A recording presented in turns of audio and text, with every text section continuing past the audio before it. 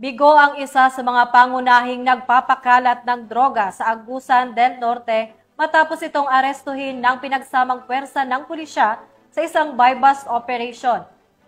Ang paghuli sa high-value individual ay nagpapakita ng seryoso at walang humpay na kampanya sa Agusan del Norte PNP na wakasan ang sindikato ng droga at panatilihin ang kaayusan at kaligtasan sa komunidad.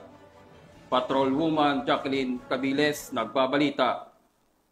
Ng mga operatiba ng Agusan del Norte Provincial Intelligence Unit, katuwang ang Habonga Municipal Police Station at sa pakikipag-ugnayan ng PDEA 13, ang isang high-value individual sa isinagawang anti-illegal drug operation sa pamamagitan ng search warrant sa Barangay Coyago, Habonga, Agusan del Norte. Ayon kay Police Colonel April Mark C. Young, Provincial Director ng ADN-PPO, ang nahuling suspect ay kinilala bilang si alias Chad, 50 taong gulang, lalaki, may asawa, driver at residente ng Barangay Beltran, Habonga, Agusan del Norte. Nakumpiska mula sa nasabing suspect ang hininalang shabu na may timbang na 2 gramo at nagkakahalaga ng 13,600 pesos. Nahaharap ang suspect sa kasong paglabag sa Republic Act 9165 o Comprehensive Dangerous Drugs Act of 2002. Patuloy ang masinsinang pagpapatupad ng batas upang mapanatili ang kapayapaan at kaayusan sa Agusan del Norte. Hinihikayat ng kapulisan ang publiko na i-report ang anumang paglabag laban sa iligal na droga o mga kahina-hinalang aktibidad upang matiyak ang kaligtasan ng lalawigan.